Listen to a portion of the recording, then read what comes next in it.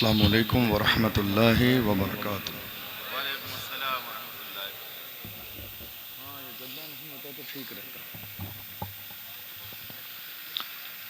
الحمد للہ رب العالمین والصلاة والسلام علی سید الانبیاء والمرسلین وعلی آلہ واصحابہ اجمعین، اما بعد فاعوذ باللہ من الشیطان الرجیم، بسم اللہ الرحمن الرحیم۔ قال اللہ تبارک وتعالی فی القرآن العظیم، ان اللہ لا یغیر ما بقوم حتی یغیروا ما بانفسہم۔ صدق اللہ العظیم وصدق رسولہ النبی الامین الکریم۔ آئیے بہت تیزی کے ساتھ حضور سرور کائنات فخر موجودات آمنہ کے لال حضرت محمد مصطفیٰ صلی اللہ علیہ وسلم کی بارگاہ مقدسہ میں درود کا نذرانہ پیش کریں اور پڑھیں بآواز بلند: اللہم صلی علی سیدنا و مولانا محمد معدن الجود والکرم و آلہ وبارک وسلم، صلاۃ و سلاما علیک یا رسول اللہ، صلاۃ و سلاما علیک یا حبیب اللہ صلی اللہ تعالی علیہ وسلم۔ اللہ کا لاکھ لاکھ شکر اور اس کا احسان عظیم کہ اس نے ہمیں اور آپ سب کو آج کی اس عظیم الشان محفل میں حاضر ہونے کا موقع عطا فرمایا۔ اللہ کی بارگاہ میں دعا ہے پروردگار عالم ہماری اس محفل کو اپنی بارگاہ میں قبول فرمائے۔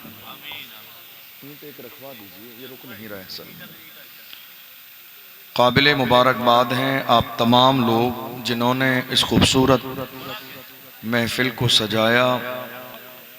پروردگار عالم آپ کی اس کوشش کو، اس محنت کو، اس کاوش کو اپنی بارگاہ میں قبول فرمائے اور آپ لوگوں کو دارین کی برکتوں سے مالا مال فرمائے۔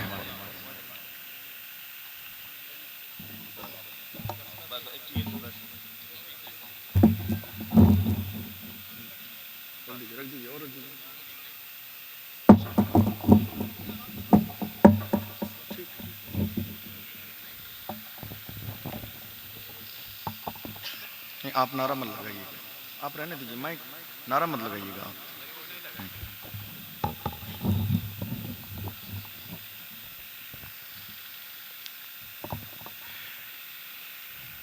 12:30 رات کے بج چکے ہیں، اور جب یہ وقت آتا ہے تو ہمارے بہت سارے لوگ نیند کے غلبے کی وجہ سے، اور چونکہ سردی کا تھوڑا سا موسم بھی ہے، اس وجہ سے متاثر ہو جاتے ہیں۔ لیکن آپ جتنے بھی لوگ یہاں موجود ہیں کوشش کریں اور اس نیت کے ساتھ بیٹھیں کہ ہم انشاءاللہ جو سنیں گے اسے سمجھ کر اس پر عمل بھی کریں گے۔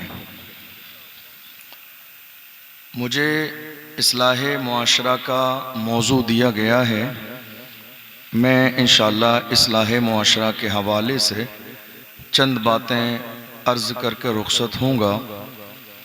ایک بہترین خطاب اور ایک جوشیلا خطاب، انقلابی خطاب مجھ سے پہلے آپ نے سن لیا ہے، تو اب چند باتیں سنجیدگی کے ساتھ بھی سن لیجئے۔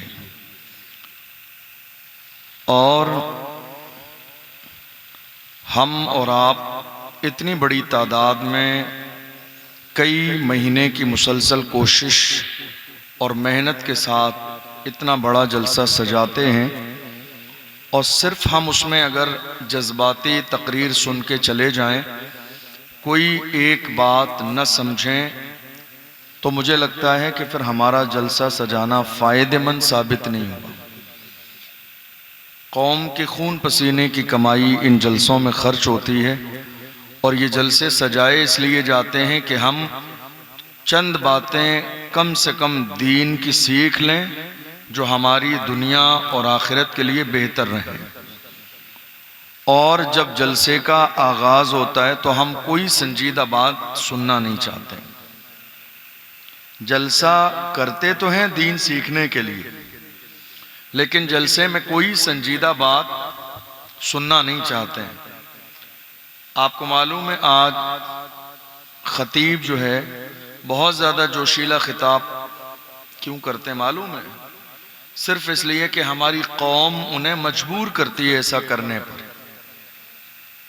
ہمارے لوگ انہیں مجبور کرتے ہیں، اور اگر کوئی عالم سنجیدہ تقریر کرے تو پھر تھوڑی دیر کے بعد اشارہ کر کے یا پرچی دے کے انہیں ہٹا دیا جاتا ہے کہ صاحب مزہ نہیں آ رہا ہے، مجمع نہیں جم رہا ہے، لوگ جانے لگے ہیں، ماحول خراب ہو رہا ہے، کسی اچھے بندے کو لائیے۔ ہم نے اپنا ذہن کیا بنایا کہ جو بہت زیادہ چیختا چلاتا ہے وہ بہت زیادہ بڑھیا خطیب ہے۔ یاد رکھیے گا کل قیامت کے دن اس کرسی پہ بیٹھنے والے کو بھی جواب دینا ہے، اور خون پسینے کی کمائی جو لوگ جلسے کے نام پر خرچ کر رہے ہیں جواب ان کو بھی دینا ہے کہ آپ نے دین سیکھنے کے لیے جلسہ کیا تو کیا دین کی دو باتیں سیکھ کر آئے آپ جلسے سے؟ ذہن بنائیے، آپ مرنا ہے، آپ کو موت کا فرشتہ آپ کے دروازے پر آئے گا، قبر میں جانا ہے آپ کو، قیامت کے دن جواب دینا ہے آپ کو۔ میرے اوپر ذمہ داری ہے دین کا پیغام پہنچانے کی، اور آپ پر ذمہ داری ہے دین کا پیغام سیکھنے اور سمجھنے کی۔ یاد رکھیے یہ ذمہ داری جو ہے تنہا میرے اوپر نہیں ہے، میرے اوپر سکھانا ذمہ داری ہے، تو آپ پر دین سیکھنا فرض ہے، اور ہمیشہ فرض ہے، جب تک آپ کی سانسیں چل رہی ہیں دین سیکھنا فرض ہے، چاہے آپ بچپن میں ہوں، جوانی میں ہوں، بڑھاپے میں ہوں، ہر حال میں دین سیکھنا فرض ہے۔ اگر نہیں سیکھیں گے تو کل قیامت کے دن جواب دینا پڑے گا۔ اس لیے ذرا سا سنجیدہ ہو جائیں آج کے زمانے میں۔ ہم نے بہت جلسے کر لیے شور شرابے ہنگامے والے، لیکن کوئی رزلٹ نہیں آیا۔ ہم نے بہت شور شرابے کی تقریریں کر بھی لیں اور سن بھی لیں، لیکن کوئی رزلٹ نہیں آیا۔ لیکن وہیں ہم نے دیکھا سنانے والے مخلص ہوں اور ان کی نیت یہ ہو کہ ہمیں دین کا پیغام پہنچانا ہے، تو وہ باتیں لوگوں کے سینے میں اثر بھی کرتی ہیں اور ان باتوں سے قوم کو فائدہ بھی ہوتا ہے۔ یہ بہت عظیم جلسہ ہے۔ حضرت ہمارے تشریف فرما ہیں، ایک حضرت اور بھی تھے، یہ آپ کے علاقے کے ہیں، آنے کے بعد ان سے ملاقات ہوئی، اور جو قوم کے لیے، جوانوں کے لیے، اس گاؤں کے، اس علاقے کے لیے جو ان کے سینے میں درد اور فکر ہے، مجھے سن کے بہت اچھا لگا جب انہوں نے یہ مطالبہ کیا کہ بیان اصلاح معاشرہ پر، یہ آج کی ضرورت ہے۔ آپ کو معلوم ہے آج حالات ہماری نگاہوں کے سامنے ہیں، ہمارے حالات کسی بھی اعتبار سے بہتر نہیں ہیں۔ ہماری قوم نے یہ مزاج بنا لیا کہ تقریر کرنے والا تقریر کرنے کے لیے آئے اور تھوڑی دیر میں ہمیں خوشخبری دے دے کہ صاحب آپ سب جنت کے حقدار ہو، یہ تمہارے ہاتھ میں جنت کا ٹکٹ ہے، سبحان اللہ ماشاءاللہ کر کے نعرہ لگا کے ہماری قوم خوش ہو کے چلی جاتی۔ یاد رکھیے گا سرکار غوث اعظم رضی اللہ تعالی عنہ کو دیکھا گیا خانہ کعبہ میں اپنی پیشانی کو اللہ کے سامنے رکھ کے دعا کر رہے تھے، اے اللہ اگر میرے اعمال قیامت کے دن قبول کرنے کے قابل نہ ہو تو تو مجھے اندھا اٹھانا تاکہ دنیا کے سامنے میں رسوا نہ ہوں۔ غوث اعظم رضی اللہ عنہ۔ ہم صرف جشن غوث اعظم کرتے ہیں، ورنہ غوث اعظم کی کسی ایک بات پر ہم عمل کرنے کے لیے تیار نہیں۔ کوئی ایک بات سمجھ رہے ہیں آپ، کوئی ایک بات غوث اعظم کی۔ تو تھوڑا سا ذہن بنا لیجیے، میں اپنی بات شروع کر رہا ہوں، یہ تمہیدی جملے میں نے آپ کو اس لیے بتائے تاکہ آپ شروع سے ذہن وہ بنائیں کہ آپ کو یہاں سے کچھ لے کر اٹھنا ہے. دین کی چند باتیں بھی اگر آپ سیکھ گئے تو انشاءاللہ آپ کا یہ جلسہ کرانا کامیاب ہو جائے. اس وقت حالات ہماری نگاہوں کے سامنے ہیں. آپ اگر مجھ سے ذرا سا کنیکٹ رہیں گے تو شاید بات اچھے سے سمجھ میں آئے گی آپ کو. ہم اور آپ آج نعرہ لگا رہے ہیں. نعرہ کیا ہے؟ اسلام زندہ باد. اسلام کا دامن نہیں چھوڑیں گے.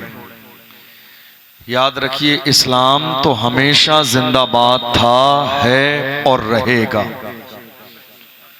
لیکن یہ جو نعرہ آج آپ کی زبان پر ہے نا اسلام کا، ایمانداری سے ذرا دل پہ ہاتھ رکھ کے بتائیے اسلام آپ کی زندگی میں کہاں ہے؟ یہ سوال ہے آپ سے میرا. آپ کی زندگی میں اسلام ہے کہاں؟ زبان پر ہے اسلام آپ کے، صرف زبان پر. اسلام آپ کی صرف زبان پر ہے. آپ کی زندگی میں دیکھ لیجئے صبح سے لے کر شام تک اسلام کہاں ہے آپ کی زندگی میں؟ جس قوم کے لوگ عالیشان کروڑوں روپے کی مسجدیں تیار کریں لیکن فجر میں مسجد کی ساری صفیں خالی رہیں، وہ قوم یہ نعرہ کیسے لگا سکتی ہے کہ اسلام کے لیے ہم جان کی قربانی دے دیں گے؟ پیغمبر اسلام کے حکم پر جو قوم اپنی گردن جھکا نہ سکے وہ حضور کے نام پر اپنی گردن کٹا کیسے سکتی ہے؟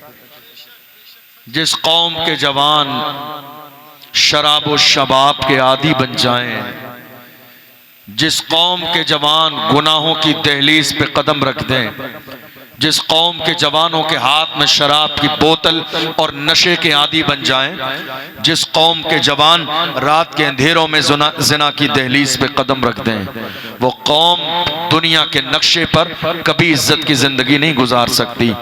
آپ لبیک کا نعرہ لگاتے ہیں، سن کے اچھا بہت لگتا ہے کہ آپ حضور کے غلام ہیں، اور آپ لبیک کا نعرہ لگا کے کیا کہتے ہیں؟ لبیک یا رسول اللہ، یا رسول اللہ میں حاضر ہوں آپ کے نام پر، آپ کے حکم پر، آپ کے لیے، آپ کے حکم کے لیے، آپ کے فرمان کے لیے، آپ کی ذات کے لیے. مجھے بتاؤ آپ نعرہ صبح سے شام تک لگا رہے ہو لبیک یا رسول اللہ، یا رسول اللہ میں حاضر ہوں. آپ حاضر کہاں ہیں؟ مسجد میں تو حاضر نہیں ہیں آپ، سجدوں میں تو حاضر نہیں ہیں آپ، فجر میں تو حاضر نہیں ہیں آپ، قرآن پڑھنے کے لیے تو حاضر نہیں ہیں آپ، دین سیکھنے کے لیے تو حاضر نہیں ہیں آپ، اپنے مسلک کے لیے تو حاضر نہیں ہیں آپ، بوڑھے ماں باپ کی خدمت کے لیے تو حاضر نہیں ہیں آپ. اس کا مطلب یہ ہوا کہ یہ جو نعرہ آپ کی زبان سے نکل رہا ہے یہ نعرہ صرف آپ جھوٹا نعرہ رسمی طور پر لگا رہے ہیں. اسی رسمی طور پر نعرہ لگانے کی وجہ سے آپ کے حالات نہیں بدل رہے ہیں. ورنہ جس زمانے میں میری قوم کے جوان صحیح معنی میں سچا نعرہ لگاتے تھے ان کا حال کچھ اور تھا، ان کی شان کچھ اور تھی، ان کا مقام کچھ اور تھا، ان کا پاور کچھ اور تھا. جوان کیسے تھے میرے؟ ڈاکٹر اقبال سے پوچھئے میرے جوان کیسے تھے. دنیا گھومنے کے بعد ڈاکٹر اقبال نے کہا ہمارے جوان کیسے تھے؟ ہمارے جوان ایسے تھے ٹل نہ سکتے تھے اگر جنگ میں اڑ جاتے تھے، پاؤں شیروں کے بھی میدان سے اکھڑ جاتے تھے، تجھ سے سرکش ہوا کوئی تو بگڑ جاتے تھے. تیر کیا چیز ہے ہم توپ سے لڑ جاتے تھے، شان آنکھوں میں نہ جچتی تھی جہاں داروں کی، کلمہ پڑھتے تھے ہم چھاؤں میں تلواروں کی، ہم جو جیتے تھے تو جنگوں کی مصیبت کے لیے یا رسول اللہ، اور مرتے تھے تیرے نام کی عظمت کے لیے. دشت تو دشت ہے دریا بھی نہ چھوڑے ہم نے، بحر ظلمات میں دوڑا دیے گھوڑے. یہ کسی اور کے جوان نہیں ہمارے جوان تھے. آج کہاں ہیں ہمارے جوان؟ نعرہ لگا دیجئے. کرسی ہے بھیا، کرسی بڑھوا لیجئے. نعرہ تکبیر، نعرہ تکبیر، نعرہ رسالت، نعرہ رسالت، مسلک اعلی حضرت اولاد غوث اعظم، اولاد غوث اعظم. نعرہ تکبیر، نعرہ رسالت، نعرہ حیدری، اولاد غوث اعظم، اولاد غوث اعظم، نعرہ رسالت.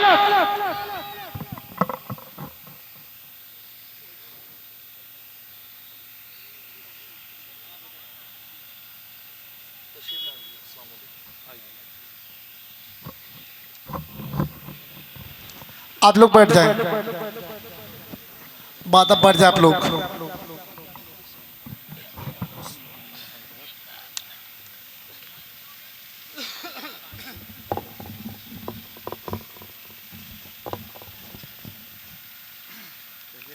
بہت سنجیدگی کے ساتھ بیٹھ جائیے۔ ایک بڑی عظیم ذات آپ کی نگاہوں کے سامنے جلوگر ہے۔ انشاءاللہ ابھی حضرت کی جو ہے دعائیں ہوں گی اور انشاءاللہ ہم سب کو فیض اور برکتیں ملیں گی، کیونکہ اتنی تاخیر ہو گئی ہے کہ اب جو ہے نا چند جملے میں بہت تیزی کے ساتھ عرض کرنے لگا ہوں۔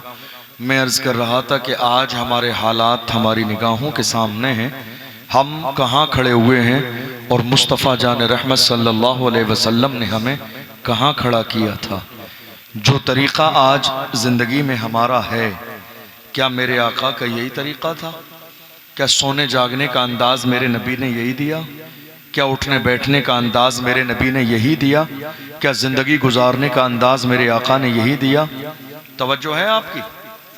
اگر آپ کی توجہ ہے تو 10-15 منٹ میں بول دوں، اور اگر آپ کی توجہ نہیں ہے تو نور مجسم بھائی کو بلا لیا جائے۔ توجہ ہے آپ کی؟ اگر آپ سنیں گے میں تبھی سناؤں گا، مجھے آپ سے وقت نہیں چاہیے بالکل بھی کہ صاحب 1 گھنٹہ حضرت کو چاہیے، مجھے 10 منٹ بھی نہیں چاہیے۔ آپ شوق سے سنیں گے، چونکہ یہ اللہ و رسول کا فرمان ہے۔ اگر آپ کی طبیعت نہیں سننے کے لیے کرے تو نہ کیجیے۔ حالانکہ ویسے بھی سردی کے وقت میں تقریر کا وقت عام طور پہ یہ نہیں ہوتا ہے، اور جب یہ وقت آتا ہے نا رات کے 12 بجے کے بعد، میں نے یہ بات پہلے بھی کہی تھی، تو سننے سنانے کا ماحول رہ نہیں جاتا ہے۔ بہرحال آپ بیٹھیں، شوق سے تو چند باتیں عرض کروں۔ میں عرض کر رہا تھا کہ اسلام آج ہماری زبانوں پر رہ گیا، ہماری زندگی میں اسلام کہاں ہے؟ ایک چھوٹی سی بات، ہمارے یہاں جب انتقال ہوتا ہے تو ایصال ثواب کے نام پر قرآن شریف کی ایک 30 پاروں کی پیٹی، آپ کے یہاں پیٹی بولتے ہیں اس کو، 30 پاروں کی پیٹی ہمارے یہاں ایصال ثواب کے نام پر لے جا کر کسی کے انتقال کے بعد مسجد میں رکھ دی جاتی ہے۔ اب پورے سال میں مثال کے طور پر آپ کے علاقے میں انتقال ہوا 50 لوگوں کا، تو مسجد میں 50 پیٹیاں رکھ دی گئیں۔ لیکن آپ ایمانداری سے بتائیے کہ اس علاقے کے رہنے والے تو آپ ہی ہیں۔ اگر آپ سال میں 1 دن بھی ان قرآن کی پیٹیوں کو جا کر کھول کے پڑھیں گے نہیں تو انہیں کھولے گا کون؟ ہم نے کتنی مسجدوں میں دیکھا، اور یہ تقریری جملہ نہیں ہے، یہ درد دل ہے جو آپ کے سامنے بیان کرنے لگا ہوں۔ یہ تقریر نہیں ہے، نہ آپ کے سبحان اللہ ماشاءاللہ کے لیے، نہ آپ کے نعروں کے لیے۔ جا کے کسی مسجد کا معائنہ کر لیجئے، مسجد کی الماریاں بھری ہوئی ہیں ایسی پیٹیوں سے جسے سال بھر میں 12 مہینے میں بھی نہ کوئی کھولنے والا ہے، نہ پڑھنے والا ہے، نہ دھول صاف کرنے والا ہے، نہ مٹی صاف کرنے والا ہے۔ ہماری مسجدوں کا حال یہ ہے، ہماری مسجدوں کا حال یہ۔ ایک دور تھا، ہم نے اپنے بچپن کے زمانے میں دیکھا، رمضان کے مہینے میں ہماری قوم کے جوان جب ظہر کی نماز پڑھنے مسجد میں جاتے تھے تو ہوتا یہ تھا کہ نماز ظہر کے بعد نوجوان لائن سے بیٹھ کر قرآن شریف کی تلاوت کرتے تھے، فجر کے بعد بھی، ظہر کے بعد بھی۔ اور حالت یہ تھی، کسی کو اگر 20واں پارہ پڑھنا ہے وہ مسجد کی تمام الماریوں میں تلاش کرتا تھا، تو وہ 20واں پارہ خالی نہیں ملتا تھا، کوئی دوسرا بھائی پڑھ رہا ہوتا تھا، تو انتظار کرنا پڑتا تھا کہ جب وہ 20واں پارہ مکمل کر لے تو آپ پڑھ لیجئے گا۔ آج حالت یہ ہے، مسجد میں رمضان کے مہینے میں ہمارے جوان بیٹھتے تو ہیں مگر قرآن پڑھنے کے لیے نہیں، پنچایت کرنے کے لیے، دنیا کی باتیں کرنے کے لیے، ادھر ادھر کرنے کے لیے، غیبت کرنے کے لیے، لیے، برائی کرنے کے لیے، ٹائم پاس کرنے کے لیے، میٹنگ کے لیے، ملاقات کے لیے۔ جس قوم کے جوانوں کا حال اتنا گھٹیا ہو چکا ہو، وہ قوم آج تک سوچ رہی ہے کہ ہمارے حالات اتنے زیادہ خراب کیوں ہے۔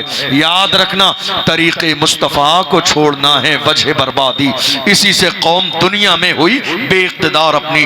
جب تک قرآن تمہاری زندگی میں تھا تم معزز تھے، قرآن جب تک تم کھولتے تھے تم معزز تھے، قرآن جب تک تم سمجھتے تھے تم معزز تھے، قرآن تمہارے گھر کی الماریوں کی زینت نہیں بلکہ تمہاری زندگی کی زینت تھا، تب تک تم معزز تھے۔ قرآن تمہاری نگاہوں کے سامنے روزانہ فجر کے بعد ہوتا تھا، نماز جمعہ کے بعد ہوتا تھا۔ اللہ نے تمہیں شان اور عزت کے تاج عطا فرمائے تھے۔ آج قرآن صرف ہمارے گھر میں الماریوں کی زینت ہے، کوئی پڑھنے والا نہیں ہے، کوئی کھولنے والا نہیں ہے، کوئی دیکھنے والا نہیں ہے۔ کسی کو اتنی توفیق نہیں ہے کہ قرآن کی ایک سورت پڑھ لے۔ حال یہ ہمارے جوانوں کا جنہوں نے 20 سال پہلے قرآن کا ناظرہ اپنے محلے کی مسجد میں اور مکتب میں پڑھا، آج ان کی حالت یہ ہے کہ وہ قرآن کا ناظرہ پڑھنا بھی بھول چکے ہیں، اب انہیں قرآن پڑھنا نہیں آتا۔ میں صحیح کہہ رہا ہوں؟ کیا کہہ رہے ہیں آپ؟ بات صحیح ہے؟ جنہوں نے 20 سال پہلے مکتب میں قرآن پڑھا، محلے کی مسجد میں، مدرسے میں، آج حالت یہ ہے کہ قرآن سے دوری کی وجہ سے وہ ناظرہ پڑھنا بھی بھول گئے، دیکھ کر بھی ان سے پڑھا نہیں جاتا۔ حالت یہ ہے، کچھ لوگوں کی کنڈیشن یہ ہے کہ جب قرآن کا پارہ لے کے بیٹھتے ہیں تو 1.5 گھنٹہ گزر جاتا ہے لیکن ایک پارہ بھی ان کا کبھی مکمل نہیں ہوتا ہے۔ ہم نے دیکھا جب کسی کے سوئم کی فاتحہ ہوتی ہے، کسی کے تیجے کی فاتحہ، محلے کے لوگ قرآن کا پارہ رسم کے طور پر لے کر بیٹھ جاتے ہیں، تیجے کی فاتحہ شروع ہو جاتی ہے، ان کا آدھا پارہ بھی نہیں ہوتا ہے۔ جانتے ہیں آپ نے قرآن سے جب سے رشتہ توڑ لیا ہے، دوری بنا لی ہے قرآن سے، یہ اسی لیے آپ کی زندگی میں مسائل پیدا ہو گئے۔ اور آج حالت یہ ہے، حالانکہ اس زمانے میں جب آپ چھوٹے رہے ہوں گے ہمارے مکتب بھی اتنے مضبوط ہوتے تھے کہ وہاں کا ناظرہ پڑھنے والا بھی باضابطہ جا کے گاؤں میں دیہاتوں میں میلاد پڑھ دیتا تھا۔ باضابطہ مکتب پڑھنے والے لوگ میلاد پڑھتے تھے، امامت کرتے تھے، نکاح پڑھاتے تھے۔ آج حالت یہ ہو گئی ہے ہمارے علاقوں کے مدرسے کی، کسی کو کوئی پرواہ نہیں ہے کہ مدرسے میں پڑھائی ہوتی ہے یا نہیں ہوتی ہے، مکتب چلتا ہے یا نہیں چلتا ہے، بچے آتے ہیں یا نہیں آتے ہیں، پڑھانے والے کتنے ہیں یا نہیں ہے، کوئی پرواہ نہیں ہے۔ اللہ اکبر! ہمارا پیسہ خرچہ کہاں ہوتا ہے؟ شو بازی پر، دکھانے پر، بلڈنگ بنانے پر، رنگ و روغن پر۔ ہمارا پیسہ ایجوکیشن پر آج کی تاریخ میں خرچ نہیں ہوتا ہے۔ ہمارے پاس مکتب میں پڑھنے والے بچے 100 ہیں لیکن پڑھانے والے صرف لوکل 2 لوگ ہیں، جن کی تنخواہ کسی کی 5000 کسی کی 7000، وہ بھی کمیٹی رو دھو کے دیتی ہے۔ 1000 پریشانیاں گنانے کے بعد یاد رکھو، قوم 365 دن جو خون پسینے کی کمائی دیتی ہے، رنگ و روغن کے لیے صرف نہیں دیتی ہے، وہ اس لیے دیتی ہے کہ میری قوم کا یہ بیٹا جو آپ کے پاس پڑھنے کے لیے آ رہا ہے وہ کم سے کم قرآن پڑھنا اور دین اتنا سیکھ جائے، فرض علوم اتنے سیکھ جائے، جب بوڑھے باپ کا جنازہ رکھا ہو تو کسی کرائے کے آدمی کا انتظار نہ ہو، بلکہ بیٹا آگے بڑھے اور اپنے باپ کی جنازے کی نماز پڑھائے، اپنے باپ کے لیے فاتحہ بھی پڑھے، اپنے باپ کے لیے قرآن کی تلاوت بھی کرے اور مجمع عام میں ہاتھ اٹھا کے اپنے باپ کے لیے مغفرت کی دعا بھی کرے۔ کہاں ہے ہماری توجہ؟ یہ دولت، یہ مال، یاد رکھنا، بڑی معذرت کے ساتھ طنز نہیں ہے میرا، میں آپ پر طنز کر کے کیا کروں گا؟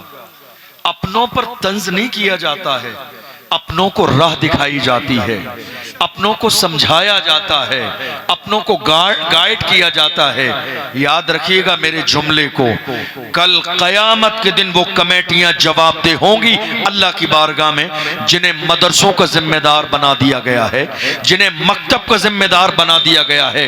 ذمہ داری آپ کی ہے تو جواب آپ سے بھی ہوگا کہ قرآن کی تعلیم جو دنیا کی سب سے اعلیٰ تعلیم تھی، آپ کی توجہ اس پر کیوں نہیں ہے؟ یاد رکھو، اگر آپ چاہتے ہو ہو کہ بچے ہمارے بہترین پڑھ کے اور کیسے پڑھیں. آج حالت یہ ہے ایک جوان جوانی کے نشے میں, یہ نشہ جو اس کے ہاتھوں میں ہے جانتے ہو کس وجہ سے ہے؟ چونکہ اس کی زندگی میں قرآن نہیں ہے. اگر وہ شراب کا عادی ہے تو صرف اس لیے ہے کہ اس کی زندگی میں قرآن نہیں ہے. اگر وہ زنا کی دہلیز پر قدم رکھ رہا ہے وجہ صرف اس لیے ہے کہ قرآن کی تعلیم اس کی زندگی میں نہیں ہے. اگر وہ گناہوں کی دہلیز پر قدم رکھے ہوئے ہے تو وجہ یہ ہے کہ قرآن کی تعلیم اس کی زندگی میں نہیں ہے. 22 سال کا جوان بیٹا بوڑھے ماں باپ کو گالی دے رہا ہے تو وجہ صرف اتنی ہے کہ اس کی زندگی میں قرآن کی تعلیم نہیں ہے, اسلام کی تعلیم نہیں ہے.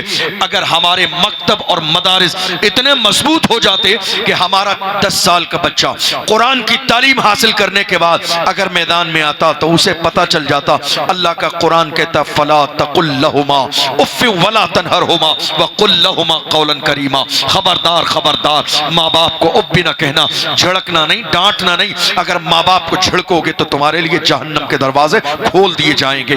ہمارے جوان کو یہ بات معلوم کب ہوتی؟ جب ہمارے مدارس میں پڑھنے والے بچوں پر محنت کی جاتی, قرآن پڑھایا جاتا, دین سکھایا جاتا, انہیں یہ بتایا جاتا. آج حالت یہ ہے 22 سال کے جوان کی شادی ہوتی ہے, مسجد کا امام جب نکاح پڑھانے کے لیے پہنچتا ہے, حقیقت یہ ہے ہمارے 22 سال کے جوان بیٹے کو نکاح کے وقت پہلا کلمہ یاد نہیں ہے. حقیقت یہ ہے 25 سال کے جوان کو ہماری قوم کے 25 سال کے جوان کی شادی میں پہلا کلمہ نکاح کی محفل میں یاد نہیں ہے. 25 سے 30 سال کی عمر میں شادی ہو رہی ہے, پہلا کلمہ یاد نہیں ہے. یہ شرم کی بات نہیں ہے کیا؟ یہ شرم کا مقام نہیں ہے کیا؟ یہ بے عزتی کا مقام نہیں ہے؟ جس رسول کا تم نے کلمہ پڑھا, جسے کلمہ پڑھنے کے بعد میں انسان اسلام میں داخل ہوتا ہے, تم پوری 30 سال کے زمانے میں نعرہ لگاتے آئے ہو حضور کا دامن نہیں چھوڑیں گے. ارے جس کلمے کو پڑھ کر حضور کے دامن سے وابستہ ہوتے ہیں تمہیں وہ پہلا کلمہ یاد نہیں ہے. کیا کیا تم نے 30 سال کی جوانی تک؟ جانتے ہو نی کمزور رہے تو عمارتیں ڈھا جاتی ہیں, عمارتیں گر جاتی ہیں. جس قوم کا جوان بچہ اگر بچپن کے زمانے میں مکتب پر توجہ نہ دی گئی ہو, پڑھایا نہ گیا ہو, دین سکھایا نہ گیا ہو, وہ دنیا میں کہیں بھی چلا جائے 22 25 سال 30 سال کی عمر میں نہ اسے نماز یاد ہوتی ہے, نہ نماز جنازہ یاد ہوتی ہے, نہ غسل کا طریقہ معلوم ہوتا ہے, نہ اس کو سنت کے مطابق استنجے کا طریقہ معلوم. حالت یہ ہے پڑھنے کے لیے دعائے قنوت آج تک یاد نہیں ہے.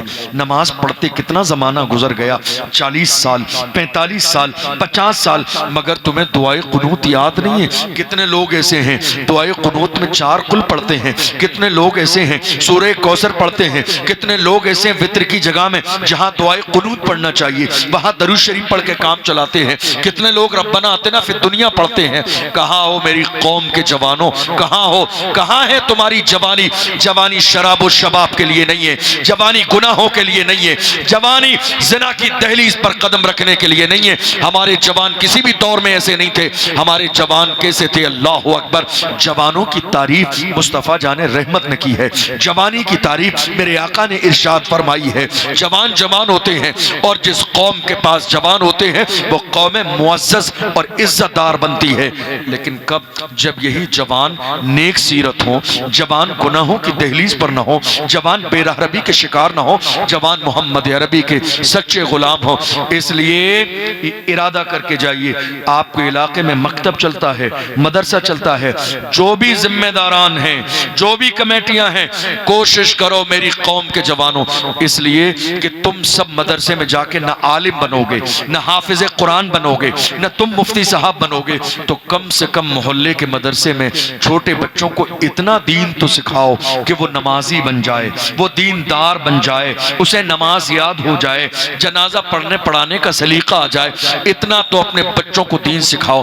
اور آپ مجھ سے کہو کہ ایک استاذ کے حصے میں کتنے بچے آنا چاہیے؟ تو یاد رکھنا اگر صحیح معنی میں مکتب آپ چلانا چاہتے ہو تو 10 بچے 8 بچوں سے زیادہ اگر اس کے حصے میں ہیں, رسم تو ہو سکتی ہے لیکن یہ مکتب چل نہیں رہا ہے. آپ کا پیسے بچائیے مت, بینک بیلنس جمع کرنے سے کوئی فائدہ نہیں ہوگا. قوم کی خون پسینے کی کمائی ہے, خرچہ کر دیجئے. اتنا لا کے اسٹاف رکھ دیجئے کہ 5 بچوں پر ایک استاذ رہے. جس دن 5 بچوں پر ایک استاذ رہے گا اسی دن میری قوم کا ہر بچہ لائق و فائق بن کے نکلے گا. کسی قابل بن کے نکلے گا، دیندار بن کے نکلے گا، نمازی بن کے نکلے گا، پرہیزگار بن کے نکلے گا، مصطفیٰ کا دین سیکھ کے نکلے گا، اور وہ جس طرف جائے گا انشاءاللہ اس کے قدم پڑیں گے، اللہ اس جگہ کو جنت کا گہوارہ بنا دے گا۔ ہماری توجہ آج ضروریات پر نہیں ہے، آج ہم کہاں ہیں؟ دکھاوے میں ہیں۔ توجہ ہماری کہاں ہے؟ دکھاوے میں۔ یاد رکھیے گا، مکتب مضبوط کیجئے۔ میں یہ بات مکتب کی جانتے ہو کس لیے کہہ رہا ہوں؟ آپ یہاں جتنے بھی لوگ بیٹھے ہو، کوئی مدرسے پڑھنے نہیں جاؤ گے آپ؟ بھئی آپ سب حافظ بنو گے؟ نہیں بنو گے۔ قاری بنو گے آپ؟ نہیں بنو گے۔ عالم بنو گے؟ نہیں بنو گے۔ مفتی صاحب بنو گے؟ نہیں بنو گے۔ تو کم سے کم جو محلے کا مدرسہ مکتب ہوتا ہے نا، اس کو اتنا مضبوط تو کرو کہ بچپن کے زمانے میں قرآن بھی پڑھو، دین بھی سیکھو، اردو بھی سیکھو، لکھنا بھی سیکھو، پڑھنا بھی سیکھو، اور ضروریات دین بھی سیکھو۔ کم سے کم مکتب اتنا مضبوط کرو۔ آج ہماری کسی کی توجہ نہیں ہے، نہ ہمارے جوانوں کی توجہ ہے، نہ ہمارے بزرگوں کی توجہ ہے۔ مکتب پر، مدرسے پر جو 4 آدمی، 5 آدمی، 10 آدمیوں کی کمیٹی مقرر کر دی گئی، پوری قوم نے سوچ لیا اپنے کیا لینا دینا ہے، وہ کمیٹی جانے، ان کا کام جانے۔ کیا یہ ذہنیت آنے والی نسل کے لیے زہر نہیں ہے؟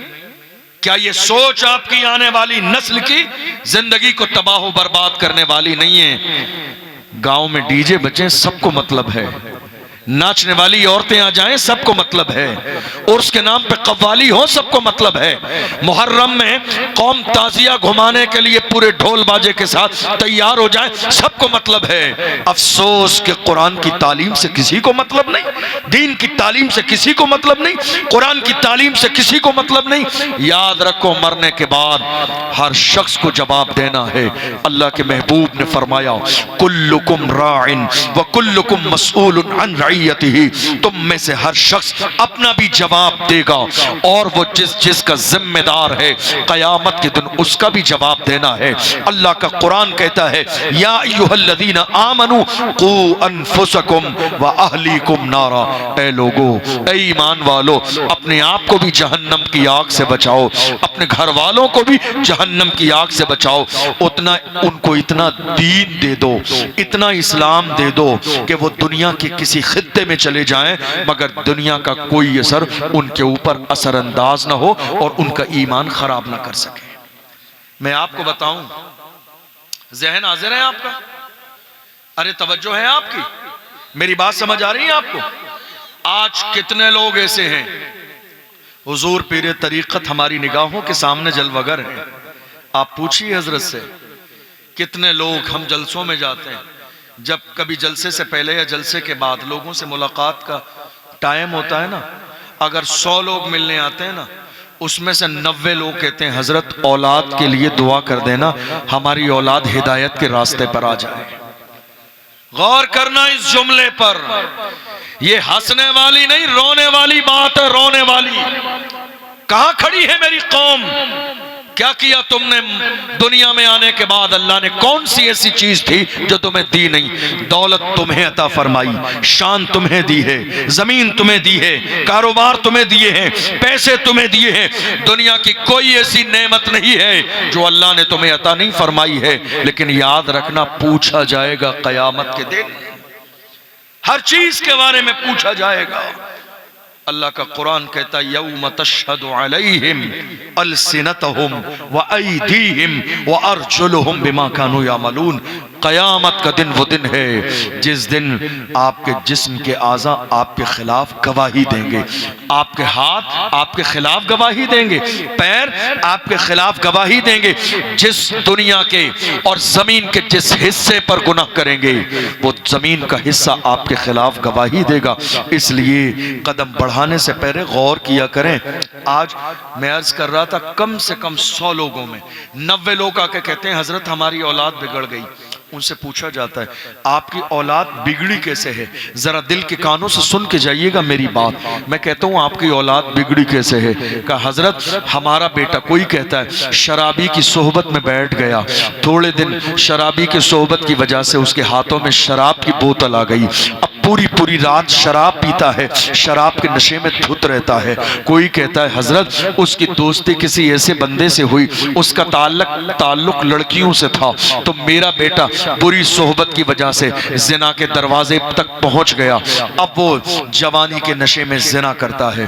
کوئی کہتا ہے میرا بیٹا باغی ہو گیا ہے، کوئی کہتا ہے میرا بیٹا مرتد ہو گیا، اسلام چھوڑ دیا ہے، کوئی کہتا ہے نافرمان ہو گیا ہے، کوئی کہتا ہے تعلق ختم کر دیا ہے، کوئی کہتا ہے جا کے کہیں اور رہنے لگا ہے.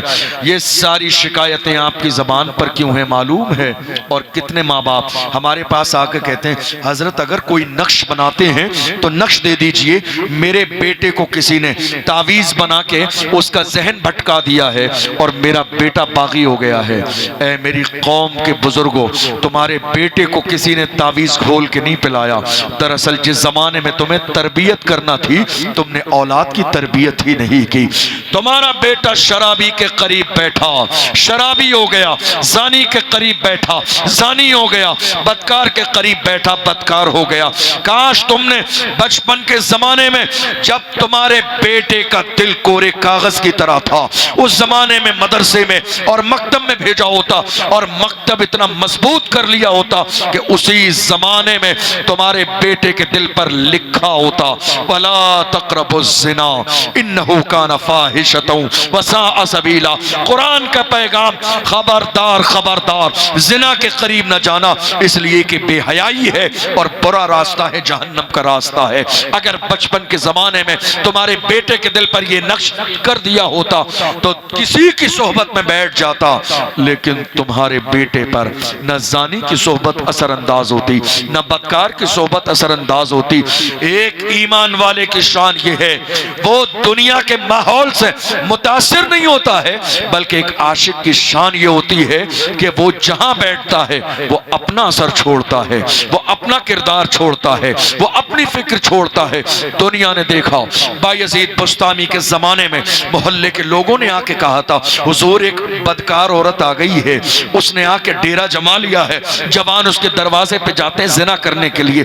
حالت یہی رہی تو قوم تباہی اور بربادی کے دہانے پہ پہنچ جائے گی.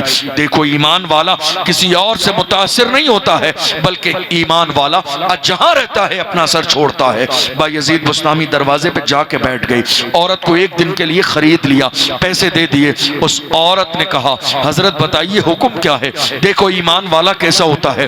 فرمایا جا کے غسل کر لے، اچھا لباس پہن لے، مصلی منگایا بچھا دے، 2 رکعت کے لیے نیت باندھنے کا حکم دیا. بایزید بستامی نے جب نیت باندھ کے وہ عورت سجدے تک گئی ہے تو ہاتھ اٹھا کے بایزید بستامی دعا کر رہی ہے میرے مولا اس فاحشہ عورت کو یہاں تک لانا میرا کام ہے، اب اس کے دل کو بدل دینا تیرا کام، یہاں تک لانا میرا کام ہے. دیکھو ایک مومن کیسا ہوتا ہے. بایزید بستامی جس علاقے میں تھے جوان بگڑ رہے تھے، جوان شراب کی دہلیز پہ جا رہے تھے، جوان اس عورت سے بدکاری کر رہے تھے، مگر ایک مومن کامل کسی بھی برے ماحول سے کبھی متاثر نہیں ہوتا ہے، بلکہ وہ اپنے ماحول سے دنیا کو متاثر کرتا ہے. بایزید بستامی نے جب دعا کی ہے اے اللہ یہاں تک لانا میرا کام تھا، اب اس کے دل کو بدلتا تیرا کام ہے.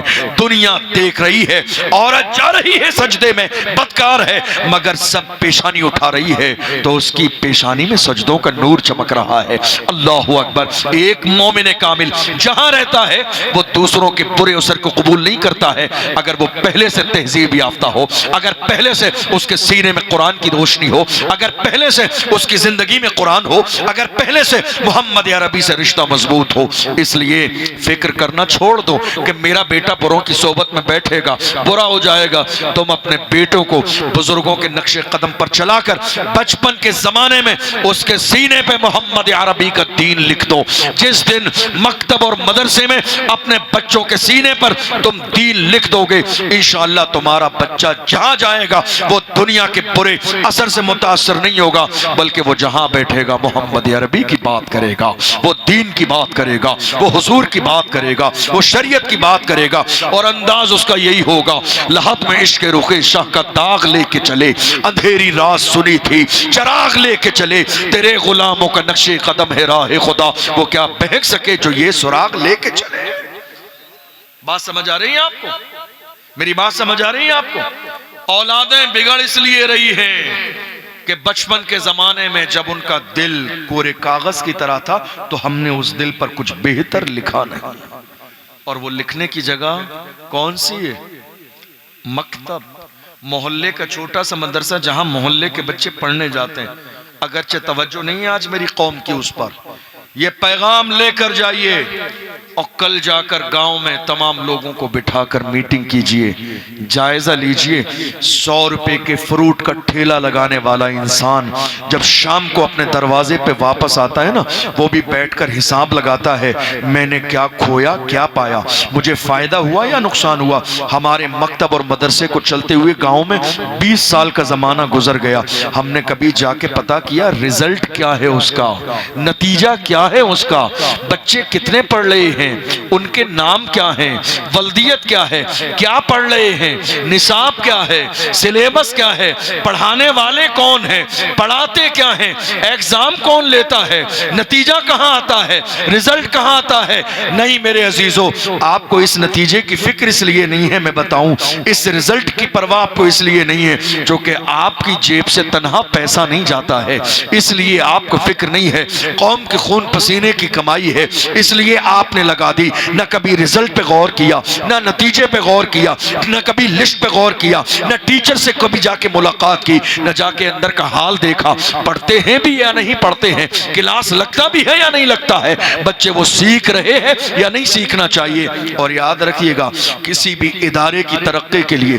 کسی مکتب اور مدرسے کی ترقی کے لیے لازم ہے کہ ہر 3 مہینے پر، ہر 6 مہینے پر باہر کے کسی بڑے عالم کو بلا کر ایگزام کرائیے، وہ آ کے بتائے گا نا کہ آپ کے یہاں پڑھائی ہوتی بھی ہے یا پڑھائی نہیں ہوتی ہے۔ پڑھانے ہی والے امتحان لیں گے، وہ تو رزلٹ اچھا ہی تیار کر کے دیں گے۔ باتیں ذرا کڑوی ہیں معاف کیجئے گا، مگر سچائی یہی ہے، پڑھانے والا ہی امتحان لے کے رزلٹ تیار کرے گا تو پتہ کیسے چلے گا پڑھا کیا ہے، پڑھایا کیا ہے، یہ تو باہر کا آنے والا بتائے گا کہ آپ کے یہاں پڑھائی ہوتی ہے یا نہیں ہوتی ہے، سلیبس کیا ہے، نظام کیا ہے، نتیجہ کیا ہے، رزلٹ کیا ہے۔ میں آج اس بات پر توجہ صرف اس لیے دلانا چاہتا ہوں چونکہ میری قوم کے جوان بگڑ رہے ہیں۔ 25 سال کی جوانی میں، شادی میں ہمیں افسوس تب ہوتا ہے جب اسٹیج پہ جا کے کہتے ہیں نکاح کی محفل میں بھائی ذرا ایک کلمہ پڑھ لو تجدید ایمان کے لیے۔ ہماری قوم کا 25-30 سال کا جوان کہتا ہے حضرت وہ مجھے یاد نہیں ہے، آپ کلمہ پڑھا دیجئے۔ اللہ اکبر، خون کے آنسو رونے کا وقت ہے۔ جس قوم کے 25 سال کے جوان کو پہلا کلمہ یاد نہ ہو وہ کہ حضور کا دامن نہیں چھوڑوں گا، جس 30 سال کے جوان کو پہلا کلمہ یاد نہ ہو وہ کہ حضور کا دامن نہیں چھوڑوں گا۔ اے غافل انسان، تو نے حضور کا دامن پکڑا ہی کب، تو نے حضور کے دامن سے وابستگی اختیاری کب کی جسے پہلا کلمہ یاد نہ ہو۔ نہیں میرے عزیزو، یہ پیغام لے کر جائیے، میٹنگ کیجئے، مشورہ کیجئے اور جا کر دیکھیے اگر آپ کے اس پورے علاقے میں مدرسہ ہے، مکتب ہے تو جا کے کل کی تاریخ میں دیکھیے گا پڑھنے والے کتنے ہیں، پڑھانے والے کتنے ہیں، سلیبس کیا ہے، کیا پڑھایا جاتا ہے، ایگزام کب ہوتا ہے، نتیجہ کب آتا ہے، رزلٹ کب آتا ہے۔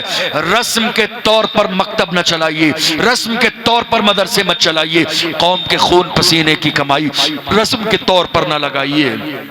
کرنا ہے تو کام ایسا کیجئے کہ ہمارے یہاں سے قرآن پڑھنے والا بچہ نکلے تو وہ اتنا قابل ہو کہ وہ غسل کا طریقہ بھی جانتا ہو، نماز کا طریقہ بھی جانتا ہو، فرائض نماز بھی جانتا ہو، شرائط نماز بھی جانتا ہو، واجبات نماز بھی جانتا ہو، والدین کا احترام بھی جانتا ہو، فاتحہ پڑھنا بھی جانتا ہو اور اپنے والدین کی جنازے کے ساتھ مغفرت کی دعا کرنا بھی جانتا ہو۔ بات سمجھ آ رہی ہے آپ؟ مجھے چونکہ یہ موضوع دیا گیا ہے اصلاح معاشرہ کا، ورنہ میرا موضوع آپ جانتے ہیں ناموس رسالت ہوتا ہے، لیکن مجھے موضوع دیا گیا ہے تو میں اس موضوع پر تھوڑا سا اشارہ آپ کو کر رہا ہوں۔ یہ وقت کی بہت بڑی ضرورت ہے۔ قرآن، آپ سمجھ رہے ہیں میری بات؟ سمجھ آ رہی ہیں آپ؟ پریشان ہو رہے ہیں آپ؟ پریشان ہو رہے ہیں؟ ایسی باتیں کم سمجھ آتی ہیں ہماری قوم کو، جذباتی باتیں زیادہ سمجھ میں آتی ہیں۔ آج حالت یہ ہے قرآن ہمارے گھر میں ہے، قرآن ہمارے گھر میں ہے، ہماری زندگی میں نہیں ہے۔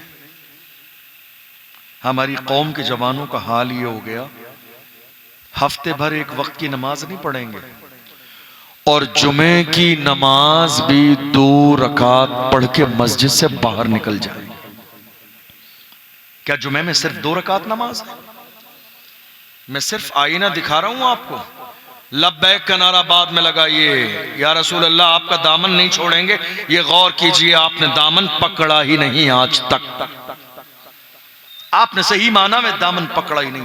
جس قوم کے لوگوں کے ہاتھوں میں دامن ہو وہ صرف جمعہ نہیں، نہ ان کی تہجد قضا ہوتی ہے، نہ چاشت اور اوابین کی نمازیں قضا ہوتی ہیں۔ 2 رکعت نماز پڑھ کے ہماری قوم کے جوان روڈ پر باہر۔ اچھا، ہم نے کئی بار دیکھا ایسے جوانوں کو، کیا بہت کوئی امپورٹنٹ کام ہے، کوئی بہت امپورٹنٹ کام ہے، ان کی فلائٹ چھوٹ جا رہی ہے، چلیے کہیں اور جا کے پڑھ لیں گے، نہیں، کھڑے بھی مسجد کے باہر ہیں، اسی گلی میں ہیں، مسجد کے آس پاس ہیں، پارٹی لگی ہوئی ہے، جوان کھڑے ہوئے ہیں، گپ شپ ہو رہی ہے، باتیں ہو رہی ہیں، ادھر ادھر کی گپ شپ ہاں کی جا رہی ہے، لیکن افسوس ہے کہ نماز جمعہ کے بعد پڑھنے والی سنتیں آپ نے چھوڑ دی ہیں۔ آپ کو یہ خیال نہیں آیا، ارے ہفتے میں 1 دن نماز پڑھنے آئے تھے، وہ تو کم سے کم ایمانداری سے پڑھ لیتے، اور اس کے بعد ہفتے میں جس رسول کے صدقے میں اللہ نے پوری کائنات کو پیدا فرمایا، نماز جمعہ کے بعد اس محبوب پر صلاۃ و سلام پیش کیا جاتا ہے۔ ارے کم سے کم ہفتے میں 1 بار تو اپنے آقا کی بارگاہ میں سلام پیش کر دو ایمانداری کے ساتھ۔ جس رسول کا تم کلمہ پڑھتے ہو آپ نے وہ بھی نہیں کیا، تمہیں اندازہ بھی نہیں ہماری زندگی میں جو کچھ ہے وہ اللہ نے محبوب کے صدقے میں دیا ہے۔ میرے امام اہل سنت فرماتے ہیں، وہ جو نہ تھے تو کچھ نہ تھا، وہ جو نہ ہو تو کچھ نہ ہو، جان ہے وہ جہان کی، جان ہے تو جہان ہے۔ اللہ نے اسی محبوب کے صدقے میں پوری کائنات کو پیدا فرمایا۔ ہفتے میں 1 دن جمعے کی نماز کے بعد صلاۃ و سلام پڑھنے کی نوبت آتی ہے۔ تم جس رسول کا کلمہ پڑھتے ہو اس رسول کی بارگاہ میں ہفتے میں 1 بار بھی سلام پڑھنے کے لیے تیار نہیں، ہفتے میں 1 بار بھی سلام پڑھنے کے لیے تیار نہیں اس رسول کی بارگاہ میں جس کے لیے نعرہ کیا لگا رہے ہیں، یا رسول اللہ آپ کے نام پہ گردن کٹا دیں گے۔ نہیں میرے عزیزو، کم سے کم جب میرے آقا کا معاملہ آئے، تم جس رسول کی امت میں ہو، جب حضور کا معاملہ آئے تو وہاں تو دھوکے والی بات نہ کرو، وہاں تو جھوٹی بات نہ کرو، وہاں تو جھوٹا وعدہ نہ کرو، وہاں تو وعدہ خلافی نہ کرو۔ اگر ہاتھوں میں دامن ہے تو 5 وقت کے نمازی بنو، ہاتھوں میں دامن ہے تو والدین کے فرما بردار بنو، ہاتھوں میں دامن ہے تو ایجوکیشن پر محنت کرو۔ اور آج صرف ہمارے بزرگوں کی ذمہ داری نہیں ہے، جوان کسی علاقے کے اگر جاگ جائیں، بیدار ہو جائیں تو اس علاقے میں دین کا بڑا کام ہو سکتا ہے۔ میں آپ سے ایک بات کہنے لگا ہوں، سمجھیے گا، برا مت مانیے گا، ہماری قوم کے جوانوں نے موجودہ دور میں یہ سمجھ لیا ہے دین کا سب سے بڑا کام سال میں 1 جلسہ کرانا ہے۔ دین کا سب سے بڑا کام، بہت بڑا کام ہماری قوم کے جوان کیا کرتے ہیں، سال میں بہت بڑا جلسہ، اور فلاں خطیب کو بلایا، فلاں شاعر کو بلایا، فلاں مقرر کو بلایا۔ دین کا کام ہے مگر ایک کام ہے، ابھی 999 کام ابھی باقی ہے۔ ایک کام ہے، یہ آپ کے اوپر صرف ایک کام کی ذمہ داری نہیں ہے، آپ کے اوپر ہزاروں کام کی ذمہ داری ہے جو 365 دن آتے ہیں سامنے، لیکن آپ اسی غلط فہمی میں رہتے ہیں کہ صاحب ہمارا تو جلسہ فکس ہے سال کا، وہ ہماری ذمہ داری ہے۔ نہیں میرے عزیز، ان غریبوں کو دیکھنے کی ذمہ داری بھی ہماری ہے، بیواؤں کو دیکھنے کی ذمہ داری بھی ہماری ہے، تعلیم کو دیکھنے کی ذمہ داری بھی ہماری ہے، بیٹیوں کے پردے کو دیکھنے کی ذمہ داری بھی ہماری ہے، بوڑھے ماں باپ کے ساتھ بھلائی کا سلوک کرنے کی ذمہ داری بھی ہماری ہے۔ قوم کے علماء جو مخلص بن کر دین کا کام قوم کے لیے کر رہے ہیں، ان کے کاندھے سے کاندھا ملا کر کھڑے ہو جانے کی ذمہ داری بھی ہماری ہے۔ ہم کب سوچیں گے ان ذمہ داریوں کے بارے میں؟ میں آپ کے سامنے بہت ابھی ہائی فائی طوفانی تقریر کر دوں گا، بہت انقلابی تقریر کر دوں گا، لیکن آپ کوئی فائدہ نہیں ہوگا۔ کچھ سن کے جائیے، کچھ سمجھ کے جائیے، بدلیے اپنے آپ، اپنے انداز کو۔ مجھ سے آپ بہت سارے لوگ کہتے ہیں حضرت حالات اتنے خراب کیوں ہیں؟ میں نے ان ساری چیزوں کا نچوڑ نکالا بس 2 جملوں میں نے کہا جب ہماری قوم بہتر تھی تو حالات بہتر تھے، جب سے ہماری قوم بگڑ گئی ہے حالات بھی بگڑ گئے ہیں، اور جس دن ہماری قوم سنبھل جائے گی انشاءاللہ اسی دن ہماری قوم کے حالات سنبھل جائیں گے۔ توجہ ہے آپ کی؟ جس دن ہماری قوم سنبھل جائے گی اسی دن ہماری قوم کے حالات بھی سنبھل جائیں گے۔ یہ جو آج دکھاوا ہے نا، دکھاوا، اس دکھاوے نے پوری قوم کو تباہ و برباد کر دیا۔ شادیوں میں دکھاوا، جلسوں میں دکھاوا، ہماری پرسنل زندگی میں دکھاوا، ہر چیز میں جہاں سے یہ دکھاوا شامل ہو گیا وہیں سے ہماری زندگیاں تباہ و برباد ہونے لگی۔ اور یاد رکھو یہ جو ریاکاری ہے نا، دکھاوا، یہ اللہ کو بالکل بھی نہیں پسند ہے۔ اللہ کے رسول فرماتے ہیں، بخاری شریف کی حدیث ہے، میرے آقا نے فرمایا ان اللہ لا ينظر الى صورکم ولا الى اجسامکم ولکن اللہ ينظر الى قلوبکم۔ حضور فرماتے ہیں اللہ نہ تمہارے چہروں کو دیکھتا ہے نہ تمہارے جسموں کو دیکھتا ہے، اللہ کی نظر تو تمہارے دل پہ رہتی ہے۔ ہماری کوشش کیا ہے آج؟ کیا کوشش ہے ہماری؟ ہمارے شہر میں کوئی بہت بڑا سیلون مل جائے جو فیشیل بہت اچھا کرتا ہو، چلے جاتے ہیں اس کے پاس، کہتے ہیں کتنے روپے کا پیکیج ہے؟ 2000 روپے کا۔ بڑے اطمینان سے بیٹھ جاتے ہیں یہ سوچ کر کہ پیکیج سیلون والے کا جتنا مہنگا ہے ہمارا چہرہ اتنا ہی زیادہ چمک جائے گا۔ میں کہتا ہوں نادان انسان، جتنی محنت تو نے چہرے پہ کی ہے کاش اتنی محنت دل کی صفائی پہ کر لیتا تو اللہ تجھے وقت کا ولی بنا دیتا۔ جتنی محنت تو نے چہرے پہ کی ہے، میرے آقا نے فرمایا اللہ چہرے دیکھتا ہی نہیں ہے، وہاں فیصلے چہرے دیکھ کے نہیں کیے جاتے ہیں۔ کون گورا ہے، کون کالا ہے، کون امیر ہے، کون غریب ہے۔ اسلام میں نہ چھوٹی ذات نہ بڑی ذات، اسلام کا مزاج یہ ہے ایک ہی سب میں کھڑے ہو گئے محمود و ایاز، نہ کوئی بندہ رہا اور نہ کوئی بندہ نواز۔ یہ صرف ہمارا مزاج ہے آج، صرف ہم نے سوچا ہے، ہم نے ایسا ذہن بنا لیا ہے۔ نہیں میرے عزیزوں، بدلو اپنے انداز کو۔ آپ کو معلوم ہے اس زمانے میں آپ نے ایک جملہ سنا ہوگا، آپ نے سنا ہوگا کہ ہماری بہت ساری بیٹیاں مرتد ہو گئیں۔ سنا آپ نے؟ میں اس کو نہیں بڑھاؤں گا، اس میں سے ایک چیز جو میرے ٹاپک کو ابھی ٹچ کرتی ہے بس اس کو لے رہا ہوں۔ ان میں مرتد ہونے کی وجہ کیا تھی؟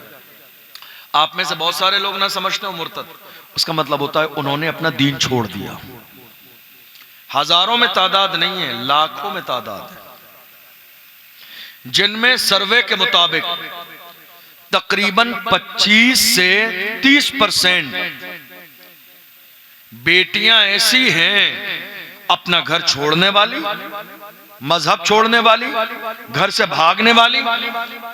25 سے 30% بیٹیاں وہ ہیں جن کے والد کی غریبی کی وجہ سے کوئی بھی ان کے دروازے پر رشتہ لے کر نہیں آیا۔ آپ غور کیجئے، غور کیجئے اور ماتم کیجئے، بیٹھ کر روئیے۔ کہاں کھڑے ہیں آپ؟ کہاں کھڑا کیا تھا میرے آقا نے؟ ہماری خواہشیں، ہمارے دکھاوے۔ آج شادی دیکھ لیجئے آپ، جہیز کی کنڈیشن یہ ہے، ایسا لگتا ہے کہ پورا مینا بازار سجایا ہوا ہے۔ دلیل کیا ہے؟ صاحب سنت ہے یہ۔ صرف میری قوم کو ایک ہی سنت نظر آتی ہے، نماز کی سنت نظر نہیں آئی، غریبوں پر خرچ کی سنت نظر نہیں آئی، کبھی حالات کا جائزہ لینے کی سنت نظر نہیں آئی۔ صرف ہمیں نظر کیا آ رہا ہے؟ صاحب جہیز دینا سنت ہے۔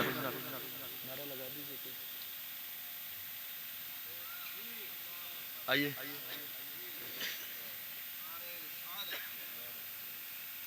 ہمارے بڑے محبوب مداح رسول، جن کو آپ کیا پورا ملک الحمدللہ جانتا اور پہچانتا ہے، ہمارے بھائی غلام نور مجسم صاحب تشریف لا چکے ہیں اور چند منٹ کے بعد بہترین انداز میں وہ اپنا کلام پیش فرمائیں گے۔ یہ اور بات ہے کہ تھوڑی سی وقت میں تاخیر ہوئی ہے، آج پروگرام میں سردی کا موسم بھی ہے، لیکن یہ ہے کہ انشاءاللہ توجہ کے ساتھ آپ سنیں گے اور وہ کتنا اچھا پڑھتے ہیں آپ سے بہتر کون جانتا ہے؟ آپ ہمیشہ ان کو سنتے ہیں، آج بھی دل کھول کر آپ کو سننا ہے۔ میں بس آخری باتیں عرض کرنے لگا ہوں آپ سے، چونکہ اب وقت میں گنجائش نہیں۔ کوشش کیجئے، اللہ کے رسول کا ایک فرمان ہے، یاد کیجئے گا، میرے آقا نے فرمایا نکاح سستا کرو تاکہ زنا مشکل ہو جائے۔ کیا کرو؟ کیا کرو؟ بولو بھائی، نکاح سستا کرو۔ نکاح سستا کیوں کرو؟ تاکہ ہر شخص جو بالغ ہو اس کے اندر نکاح کرنے کی صلاحیت ہو۔ جو انسان نکاح کر لے گا، میرے آقا فرماتے ہیں نکاح ہو جانے کے بعد شیطان کا اتنا آسانی سے حملہ نہیں ہوتا ہے اور انسان کا ایمان مکمل ہو جاتا ہے۔ نکاح سستا کرو۔ کیوں سستا کرو؟ تاکہ زنا مشکل ہو جائے۔ ہم نے کیا کیا؟ الٹا کیا۔ ہم نے الٹا کر دیا، اور الٹا اس انداز میں کیا کہ ہم نے نکاح کو مہنگا کر دیا۔ ہمارے سماج میں آج زنا اتنا سستا ہے کہ جو انسان، جو جوان جہاں چاہتا ہے جا کے زنا کر لیتا ہے۔ یہ باتیں بڑی تلخ ہیں، کڑوی ہیں، تکلیف دہ ہیں، مگر سچائی یہی ہے۔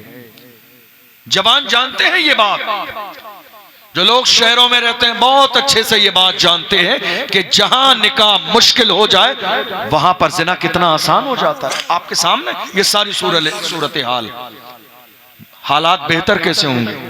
ہم کیا کہہ رہے ہیں؟ زمانہ خراب ہے، زمانہ خراب ہے۔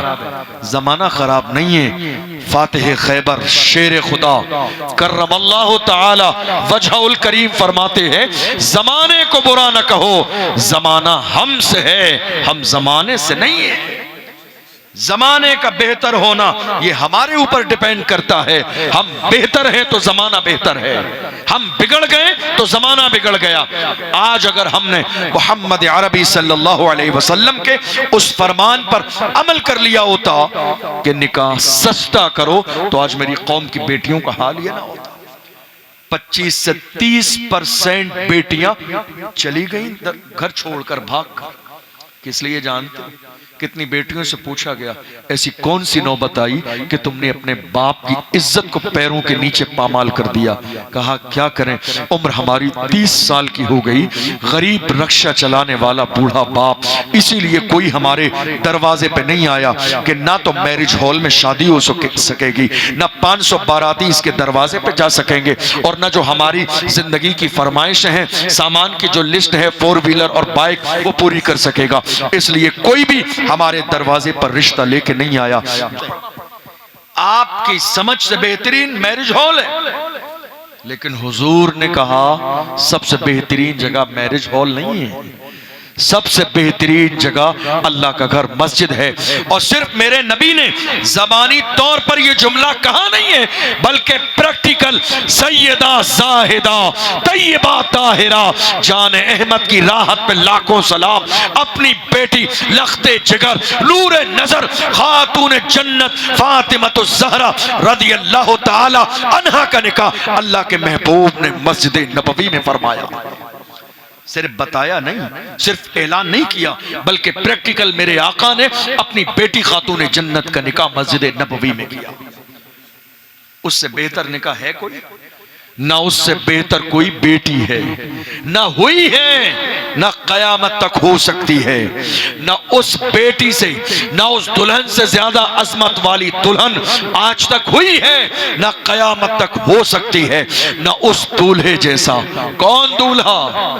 کون دولہا؟ کون دولہا؟ شاہ مرداں، شیر یزداں، قوت پروردگار، لا فتح الا علی، لا سیف الا ذوالفقار، جس میں دولہا مولائے کائنات ہوں۔ غور کرو، غور کرو۔ آج کیا کہا جاتا ہے؟ ارے دولہا بڑا مالدار ہے، اس لیے شادی لوکل جگہ پہ نہیں کرے گا، میرج ہال میں کرے گا، بڑی جگہ پہ بڑے اسٹیج پہ شادی کرے گا، مالدار ہے۔ کتنا مالدار ہے، کتنا بڑا آدمی ہے، کتنا بڑا آدمی ہے۔ صاحب سعودیہ جاب کرتا ہے، قطر رہتا ہے، دبئی رہتا ہے، فلاں جگہ رہتا ہے، بڑا آدمی ہے۔ میں کہتا ہوں ارے اپنے جملے پر غور کرو، بڑا آدمی ہے، کیا مولائے کائنات سے بڑا ہے؟ کیا علی سے بڑی شان ہے اس کی؟ مگر دیکھو علی نکاح کہاں کر رہے ہیں؟ اللہ کے گھر میں، مسجد میں۔ کیوں؟ اس لیے کہ وہ جانتے ہیں احب البلاد الی اللہ مساجدها، اللہ کی زمین پر سب سے بہترین جگہ اگر کوئی ہے تو وہ اللہ کا گھر مسجد۔ غور کیجئے آپ، کہاں ہیں آپ؟ آج حال کیا ہے معلوم ہے؟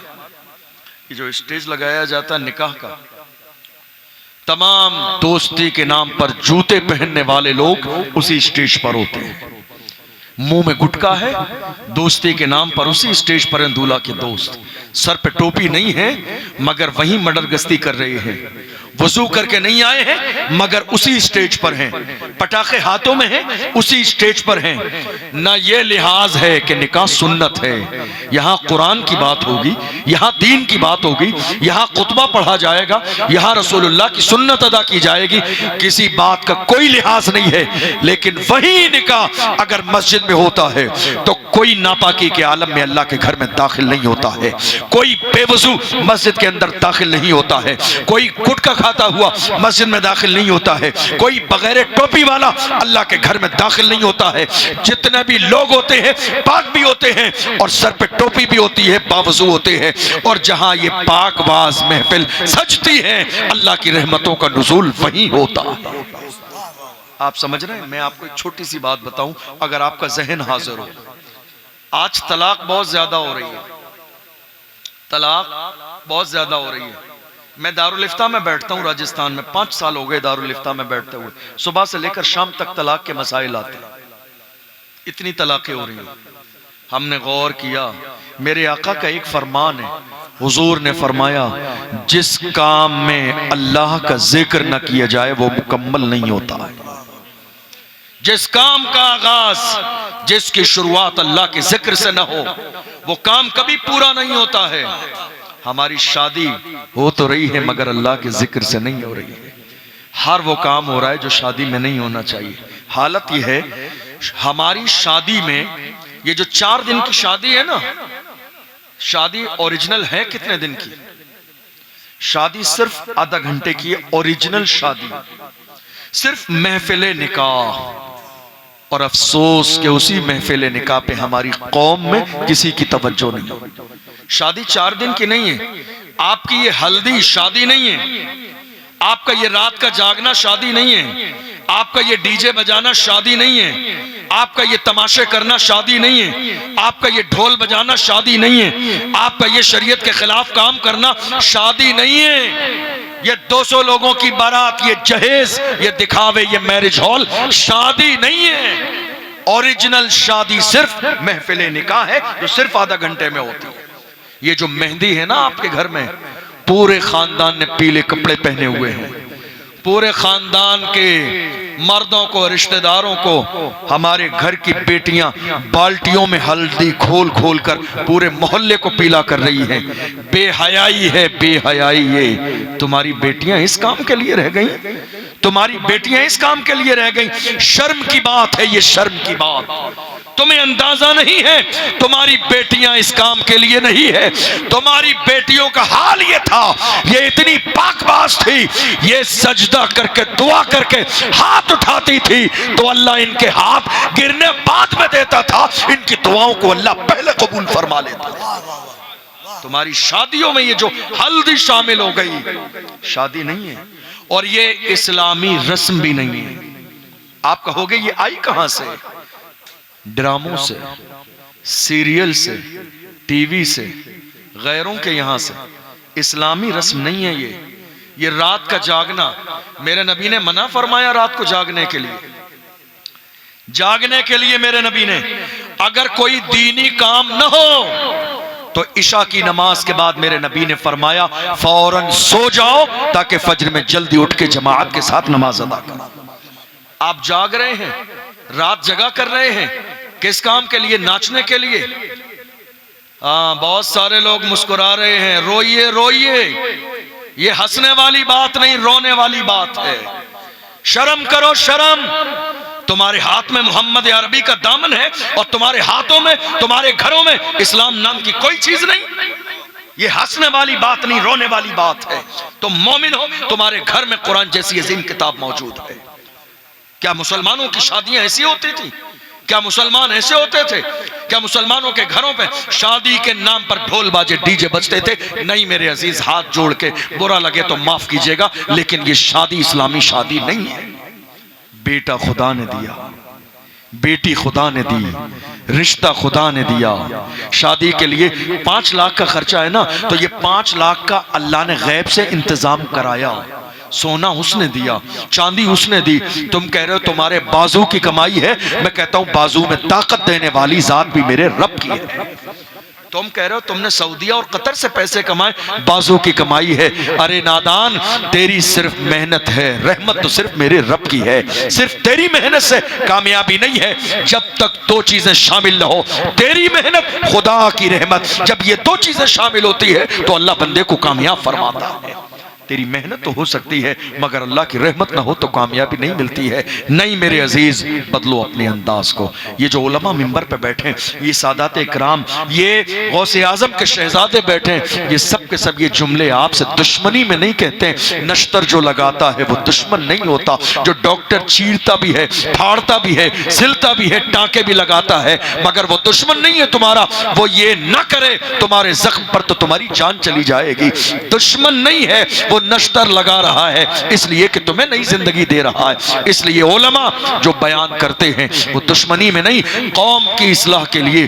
اس لیے میں اپنی قوم کے جوانوں سے کہتا ہوں، شادی کرو اسلامی، بدلو اپنے انداز کو، اور یاد رکھو ہمارے جن بھائیوں کو اللہ نے مال و دولت دیا ہے ان سے ہاتھ جوڑ کے کہہ رہا ہوں، اگر تم اپنی بیٹیوں کو کچھ دینا چاہتے ہو تو بند مٹھی اپنی بیٹیوں کو 1 کروڑ روپے دے دو، کوئی بات نہیں، لیکن جہیز کے نام پہ یہ مینا بازار سجانے سے پہلے یہ سوچو تمہارے محلے میں غریب بھی رہتے ہیں۔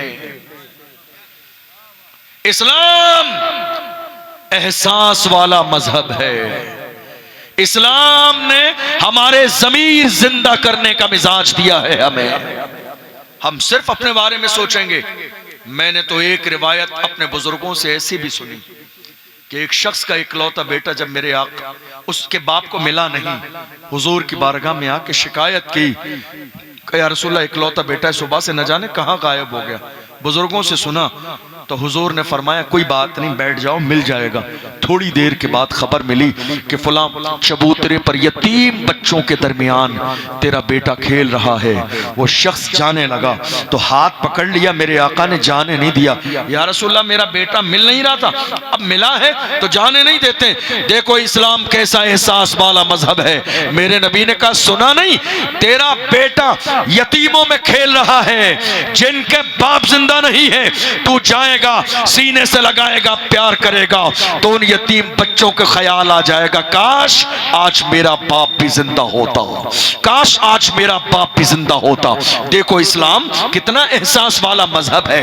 یہ لمبا جہیز سجانے سے پہلے یہ سوچا کرو کہ ایک غریب کی بیٹی بھی، آج ہمارا حال یہی تو ہے، جہیز لگانے کے بعد ایک شخص بلاوا دینے کے لیے پورے علاقے میں جاتا ہے، جہیز لگ گیا چل کے دیکھ لیجئے، غریب کی بیٹی بھی نقاب میں آ کے دیکھ رہی ہے، رو رہی ہے، ایک رکشہ چلانے والا بھی نظر سے دیکھ کے جا رہا ہے، اور 4 دن اسے بستر پہ نیند نہیں آتی ہے۔ میں بھی اس محلے میں رہتا ہوں، اتنا جہیز دینے کی میری حیثیت اور صلاحیت نہیں ہے، کون آئے گا میرے دروازے پر رشتہ لینے کے لیے؟ کتنے غریبوں نے خودکشی کر لی، کتنے غریبوں کو ہارٹ اٹیک ہو گیا، کتنے لوگوں کی جنازے نکل گئی، صرف اس سوچ کے ساتھ کہ میں اس قابل نہیں ہوں کہ موجودہ دور کے تقاضے کے مطابق اپنی بیٹی کی شادی کروں۔ نہیں میرے عزیزو، اللہ نے دولت دی ہے تو دولت پہ اترائیے مت، غرور مت کیجئے، یہ کمپٹیشن کے لیے نہیں ہے دولت۔ یاد رکھو اللہ دینا جانتا ہے تو دے کے واپس لینا بھی جانتا ہے۔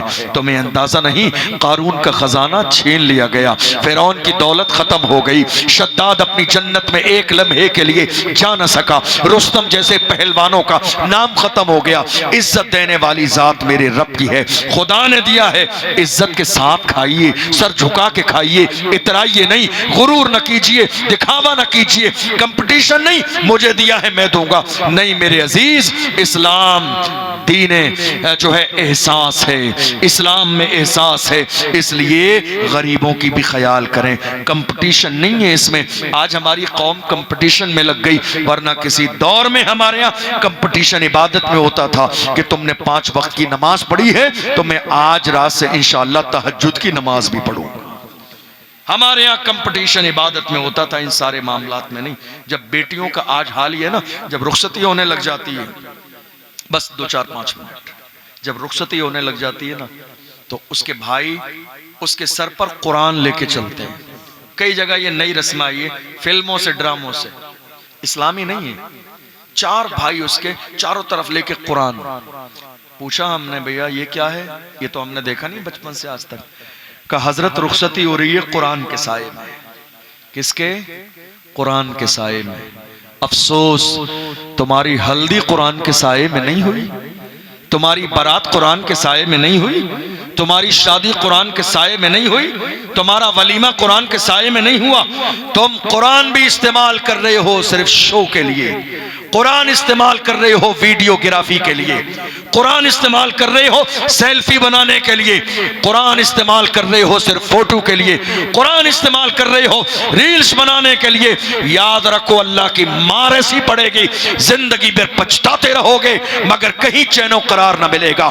یہ قرآن ریلز بنانے کے لیے نہیں، قرآن پڑھنے کے لیے ہے، قرآن عمل کرنے کے لیے ہے۔ اس لیے یہ مت کہو رخصتی قرآن کے سائے میں ہو رہی ہے، بلکہ بیٹیوں کو پہلے دن سے ان کی زندگی میں قرآن شامل کر دو۔ وہ جہاں جائیں گی، جہاں ان کے قدم پڑیں گے، اللہ اس گھر کو جنت کا گہوارہ بنا دے گا۔ دکھاوا نہیں میرے عزیز، یہ قرآن ہے، یہ قرآن ہے، اللہ کی کتاب ہے۔ جنہوں نے اس کا احترام کیا ہے اللہ نے انہیں اپنے زمانے کا، کسی کو امام اعظم بنایا ہے تو کسی کو مفتی اعظم بنایا ہے، کسی کو جلال الدین سیوطی بنایا ہے تو کسی کو جو ہے امام احمد بن حنبل بنایا ہے۔ یہ قرآن کی عظمت ہے، اور جس نے قرآن کی بے حرمتی کی ہے وہ ہر قدم پر ذلیل اور رسوا ہوئے ہیں۔ اس لیے میرے عزیزو، شادیوں کو ذرا بدلو، شادی اسلامی۔ اور یاد رکھنا ہمارے بہت سارے جوان شادی سے 6 مہینے پہلے کہتے ہیں ذرا پتہ کرو ضلع لیول پر بینڈ باجا کون سا اچھا آئے گا۔ اے میری قوم کے جوانوں، بینڈ باجا کون سا اچھا آئے گا؟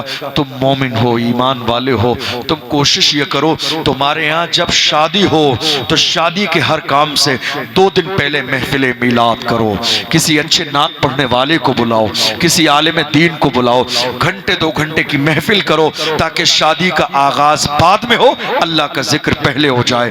اس لیے کہ میرے آقا نے فرمایا جس کام کا آغاز اللہ کے ذکر سے ہوتا ہے وہ بیچ میں رکتا نہیں ہے، اللہ اسے پورا کر دیتا ہے، وہ خراب نہیں ہوتا ہے، اللہ اسے بہتر کر دیتا ہے۔ اس لیے میرے عزیزو، شادی، اور میں جوانوں سے بھی کہہ رہا ہوں، کتنے لوگ ایسے ہوتے ہیں نا جن کا اکلوتا بیٹا ہے تو اس کا لیول تو اور بہت زیادہ ڈیمانڈ میں رہتا ہے، وہ بندہ نہیں صاحب میرا تو اکلوتا بیٹا ہے، میری تو کوئی بہت اچھی شادی کرنی ہے۔ اے میرے عزیز، اکلوتا بیٹا بھیک مانگنے کے لیے نہیں ہے، اکلوتا بیٹا لسٹ بنا کے دینے کے لیے نہیں ہے، تمہارا اکلوتا بیٹا ہے۔ تم تو اور زیادہ شکر ادا کرو کہ اگر اللہ تمہیں یہ بھی نہ دیتا تو تمہاری نسل ختم ہو جاتی، تم تو اور زیادہ شکر ادا کرو۔ اکلوتا بیٹا مانگنے کے لیے نہیں ہے، اللہ کا شکر ادا کرو۔ اور یاد رکھو یہ جو دنیا میں لوگوں کا ذہن ہے نا وہاں سے سامان آئے گا، نہیں میرے عزیز، اللہ کا قرآن کہتا ہے الرجال قوامون علی النساء، اللہ نے حاکم مرد کو بنایا ہے، کھلانا تمہارا کام، پلانا تمہارا کام، گھر تمہاری ذمہ داری، سامان تمہاری ذمہ داری، عورت کی ذمہ داری نہیں ہے۔ اس لیے اپنے ذہن کو بدلنے کی کوشش کرو، جہیز کا مطالبہ نہیں، کسی چیز کا مطالبہ نہیں، شادیاں سستی کرو، شادی سستی کرو، نکاح سستا کرو تاکہ زنا مشکل ہو جائے۔ آج ہمارے سماج میں زنا عام اس لیے ہو گیا، اس لیے کہ ہم 30 سال کے لوگ دیکھ رہے ہیں۔ میں آخری جملے کہہ کے اپنی بات مکمل کر رہا ہوں، کئی جگہ ہم نے دیکھا کتنے لوگوں نے یہ ذہن بنایا ہوا، اللہ نے بیٹی دی ہے 50 رشتے آ گئے، بیٹی کی عمر 22 سال کی تھی 26 سال کی ہو گئی، 4 سال کا زمانہ گزر گیا مگر کسی کے ساتھ رشتہ نہیں کیا، دولت والے، مال والے، خاندان والے سب آ گئے، کہتے ہیں نہیں صاحب کوئی سرکاری نوکر ملے گا ہم اس کو رشتہ دیں گے۔ ارے خدا کے بندو، بدلو اس ذہن کو. کوئی اچھا رشتہ تمہارے دروازے پر آ جائے, اپنی بیٹی کا نکاح کر دو. تم نے یہ سوچا ہے کوئی سرکاری ملازم آئے گا تو بیٹی بہت زیادہ عیش و عشرت کی زندگی گزارے گی. نہیں میرے عزیز, تمہاری سوچ غلط ہے. تمہاری بیٹی کا اپنا مقدر ہے, اللہ اس کے مقدر کا رزق اسے عطا فرمائے گا. یہ شوہر کے حصے کا رزق نہیں کھاتی ہے. اللہ کا قرآن کہتا ہے وَمَا مِن دَابَّةٍ فِي الْأَرْضِ إِلَّا عَلَى اللَّهِ رِزْقُهَا. زمین میں کوئی جانور بھی ایسا نہیں ہے مگر اللہ اس کے حصے کا رزق اپنی رحمت سے اسے عطا فرماتا ہے. تمہاری بیٹی کو مالدار لڑکے کی وجہ سے رزق نہیں ملے گا. تمہاری اپنی بیٹی کی اپنی قسمت ہے, اس کے اپنے حصے کا رزق ہے. یہ مت دیکھو لڑکا پیسے والا ہے, مالدار ہے, یہ دیکھو دیندار ہے کہ نہیں ہے, پرہیزگار ہے تو نہیں ہے, شرابی تو نہیں ہے, جواری تو نہیں ہے, گناہ کرنے والا تو نہیں ہے, کئی غلط چکروں میں پڑا ہوا تو نہیں ہے. اگر دیندار کوئی جوان تمہیں ملتا ہے, غریب بھی ہو شادی کر دو, مالدار نہ ہو شادی کر دو. اس لیے کہ سب سے بڑی دولت انسان کا ایمان ہے, سب سے بڑی دولت اس کا نیک ہونا ہے, سب سے بڑی دولت اس کا مالدار ہونا ہے.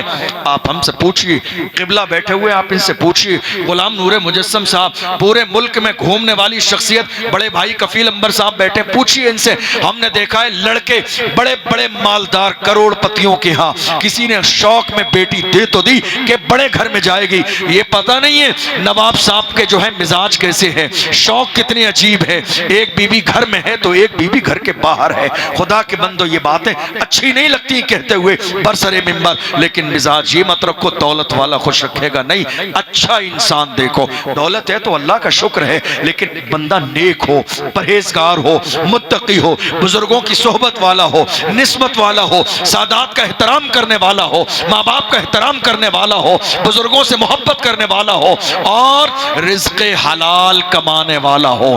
کم کماتا ہو لیکن رزق حلال, اس لیے کہ رزق حلال کما کے خود بھی کھائے گا اور اپنی بیوی کو بھی کھلائے گا, تو انشاءاللہ وہ دن دور نہیں کہ اس کی نسل سے اللہ صلاح الدین ایوبی جیسے شہزادے پیدا فرمائے. آج حالت کیا ہو رہی ہے, بس لے کے جائیے پیغام. آج حالت یہ ہو گئی ہے, ہمارے یہاں شادی تو ہم نے 10 لاکھ کی صرف دکھانے کے لیے, لوگوں کو دکھانے کے لیے. حیثیت کتنے کی تھی؟ 5 لاکھ کی. کتنے کی؟ 5 لاکھ کی. 5 لاکھ آئے کہاں سے؟ غور کیا کبھی آپ نے؟ 5 لاکھ کہاں سے آئے؟ مارکیٹ سے. سگا بھائی نہیں دیتا آج کے زمانے میں, کوئی نہیں دیتا, ادھار بند ہو گیا وہ زمانہ. اور لینے والوں نے بھی بڑی زیادتی کی ہے, کسی کو دے دو تو نمبر ہی بلیک لسٹ میں ڈال دیتا ہے, فون اٹھاتے ہی نہیں ہے دینے کے وقت. حالات یہ ہو گئے ہیں. مگر آپ یہ دیکھیے 5000 کی حیثیت, شادی ہو رہی ہے 10 لاکھ کی. 5 لاکھ کہاں سے آئے؟ بازار سے, مارکیٹ سے, سود پر. غور کرو آپ. اور ان 5 لاکھ کے سود پر اٹھانے کے بعد اب 2 لاکھ کا کھانا اسی میں سے بنا. کھانا کس کا بنا؟ سود کے پیسوں کا. اور اس کے بعد کہہ رہے ہیں حضرت چلیے سب سے پہلے اس کھانے پر ذرا نیاز پڑھ دیجئے. کون سے کھانے پر؟ جو کھانا سود کے پیسوں سے بنا. نہیں میرے عزیز, دال روٹی بنا لیتا لیکن حلال پیسوں سے, سود کے پیسوں سے نہیں. سمجھو علماء کیا سمجھاتے ہیں. اور یہ جو کھانا آپ نے کھلایا, نمازی بھی کھا رہے ہیں, امام صاحب بھی کھا رہے ہیں, پیر طریقت بھی کھا رہے ہیں, تہجد گزار بھی کھا رہے ہیں. کون سا کھانا؟ جو کھانا سود پر لائے ہوئے پیسوں سے آپ نے بنا کر رکھا ہے, پوری برات 200 500 1000 آدمی کھا رہے ہیں. نہیں میرے عزیز, ضرورت ہی نہیں ہے اتنا سب کچھ کرنے کی. میرے آقا نے فرمایا تمہارے لیے کسی بھی قیمت پر حلال ہی نہیں ہے کہ تمہاری زبان پر حرام کا ایک لقمہ آئے. تمہاری زبان پر جس دن حرام کا ایک لقمہ آئے گا, اللہ تمہاری عبادت کو قبول نہیں فرمائے گا, تمہاری دعائیں رد کر دی جائیں گی. اس لیے ضروری نہیں ہے کہ شادی 10 لاکھ روپے کی کرو, 2 لاکھ کی حیثیت ہے تو 2 لاکھ کی کرو, قرضے کے ساتھ نہیں, اپنی حیثیت کے ساتھ. دکھانا کس کو ہے؟ دنیا کا مزاج ہے. آپ 4 جملے کی تعریف کے لیے اتنا سب کر رہے ہیں, یہ دنیا کا مزاج ہے, بدلتا رہتا ہے. آپ کی شادی کی تعریف کریں گے, اگلے دن کہیں اور اچھی شادی ہوگی, آپ کی شادی کو بھول جائیں گے. اس لیے ایسا مت کیجئے, سادگی کے ساتھ, محبت کے ساتھ, اتفاق کے ساتھ اور بہت اچھے انداز میں. اور میں جوانوں سے آخری جملہ کہہ رہا ہوں, جوانوں تم بھی اپنے ماں باپ سے فرمائش کرو. تم نے زندگی میں 1000 بار فرمائش کی, تو ایک فرمائش اور بھی کرو اپنے ماں باپ سے, اور وہ فرمائش یہ ہے کہ ہمارے ماں باپ باپ رشتہ ایسے گھر میں کرو جہاں جہیز نہ ملے، نمازی لڑکی ملے، دیندار لڑکی ملے، پرہیزگار لڑکی ملے۔ میرے نبی نے ارشاد فرمایا خوش نصیب ہے وہ مرد جسے نیک بیوی مل جائے، اور جسے نیک بیوی ملی نہیں ہے، بیکار بیوی ملی ہے، وہ جانتا ہے کہ اچھی بیوی کتنی بڑی نعمت ہے۔ میرے نبی نے فرمایا خوش نصیب ہے وہ مرد جسے نیک بیوی مل جائے۔ اس لیے دنیا کی دولت کے لالچ میں نہیں، زندگی جہیز سے نہیں گزرے گی، رزق دینے والی ذات میرے رب کی ہے۔ یقین رکھو پروردگار عالم پر، اور کوشش کرو جب تک دنیا میں رہو تو محمد عربی کے غلام بن کے رہو، اور جب دنیا سے جاؤ تو مزاج یہ بناؤ کہ ہم جیئیں گے تو انشاءاللہ مسلک اعلیٰ حضرت پر قائم رہیں گے، اور جب دنیا سے جائیں گے تو مسلک اعلیٰ حضرت پر قائم رہیں گے، اور زمانے سے کہیں گے کہ محمد سے وفا، تو نے تو ہم تیرے ہیں، یہ جہاں چیز ہے کیا لوح و قلم تیرے ہیں، قوت عشق سے ہر پست کو بالا کر دے، دہر میں اسم محمد سے اجالا کر دے۔ محمد کی محبت دین حق کی شرط اول ہے، اسی میں ہو اگر خامی تو سب کچھ نامکمل ہے۔ اللہ کی بارگاہ میں دعا ہے پروردگار عالم ہم نے جو سنا ہے اسے سمجھنے اور عمل کرنے کی توفیق عطا فرمائے۔ ابھی بہت ساری چیزیں ذہن میں ہیں، لیکن ویسے بھی لیٹ ہو گیا ہے اور بہت تاخیر ہو گئی ہے، سردی بھی کافی ہو گئی ہے، اور ایک مستقل مداح رسول جو بڑی بہترین انداز میں عشق میں ڈوب کر نعت خوانی کرتے ہیں، وہ بھی جلوہ گر ہیں۔ مجھے ایک منٹ بھاری لگ رہا تقریر بولتے ہوئے، چونکہ ہمارے ایک مہمان موجود ہیں، 2 بجنے والے ہیں، چونکہ مجھے ٹائم ہی 12:30 بجے ملا، تاخیر ہو گئی۔ انشاءاللہ کبھی اور موقع رہا زندگی میں تو اس کو آگے اور کنٹینیو کیا جائے گا۔ اللہ کی بارگاہ میں دعا ہے ہم نے جو سنا ہے اللہ اسے سمجھنے اور عمل کرنے کی توفیق عطا فرمائے۔ سہون کوئی لغزش ہوئی ہو اللہ کی بارگاہ میں توبہ ہے، اللہ اپنے محبوب کے صدقے میں معاف فرمائے۔ والسلام علیکم ورحمۃ اللہ وبرکاتہ۔